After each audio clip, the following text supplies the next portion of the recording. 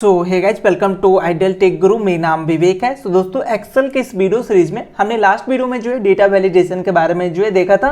So I hope आप उस पर प्रैक्टिस किए होंगे और आपको जो है थोड़ा बहुत आइडिया होगा कि डेटा वैलिडेशन क्या है और किस तरीके से हम उस पर काम करेंगे। अब हम इनसे आगे बढ़ेंगे और डेटा वैलिडेशन के अंदर जो है हमें कुछ और ऑप्शन मिल रहे थे, तो उनमें से कुछ ऑप्शन को जो है आज स्टडी करते हैं और देन जो भी रह जाएगा वो नेक्स्ट और उसके नेक्स्ट वीडियो में जो है हम बात करेंगे।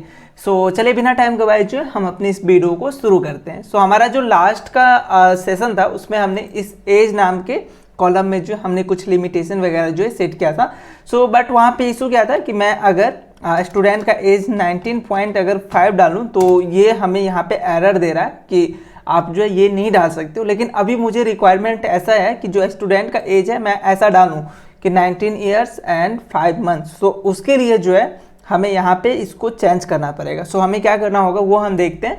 सो यहाँ से हम इस डेटा को सेलेक्ट करेंगे, डेटा वैलिडेशन पाएंगे, डेटा टैब में आपको मिल जाएगा और यहाँ पे सेटिंग्स के अंदर जो आपका अलाउ है, ये जो आपका होल नंबर है इसको आपको चेंज करना होगा और यहाँ पे आपको डेसिमल डालना है और अगेन मिनिमम और मैक्सिमम वैल्यू जो है डाल के ओके करेंगे। और अब आप यहाँ पे डेटा फिल करो लाइक 19.5, तो अब आपको कोई भी एरर नहीं आएगा। अगेन 18 से कम का डालोगे तो वही एरर आएगा जो कि आपने सेट किया था, ठीक है, जो हमने प्रीवियस वीडियो में भी देखा था। और अगर 23.1 भी अगर करूँ तो ये 23 से जो है ग्रेटर है तो हमें एरर आएगा। सो यहाँ पे अभी अगर 22.9 डालूंगा तो कोई भी एरर नहीं आएगा। आई मीन हम डेसिमल नंबर को भी जो है यहाँ पे फिल कर पा रहे हैं। तो ये हमारा सबसे पहला ऑप्शन था जो कि डेटा वैलिडेशन में हमें सेटिंग्स में मिल रहा है। सो उसके बाद हमारे पास यहाँ पे लिस्ट, डेट, टाइम और देन जो है टेक्स्ट लेंथ है। सो इनके बारे में जो इन डिटेल में हम बात करेंगे नेक्स्ट वीडियो में, लेकिन उनसे पहले मैं और कुछ जो है आपको बताना चाहता हूँ। तो इसको मैं अभी फिलहाल डेसिमल ही रखता हूँ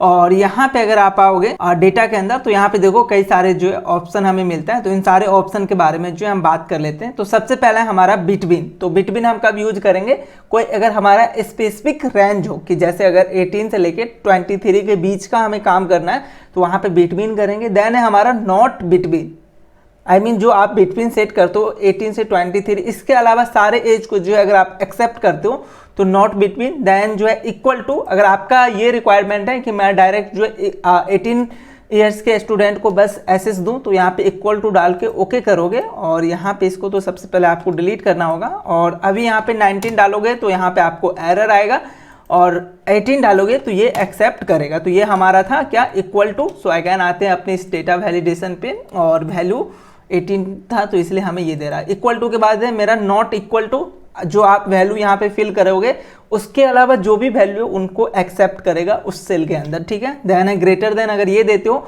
और मिनिमम यहाँ पे डालते हो 18, सो इससे ज़्यादा जो भी हमारा नंबर होगा उसको एक्सेप्ट करेगा। सेम उसी तरीके से हमारा लेस देन, अगर इसको दोगे तो मैक्सिमम हम कहाँ तक एक्सेप्ट कर सकते हैं, कितने मैक्सिमम स्टूडेंट, कितने एज तक के स्टूडेंट को जो है हम पार्टिसिपेट करने देंगे वो होगा।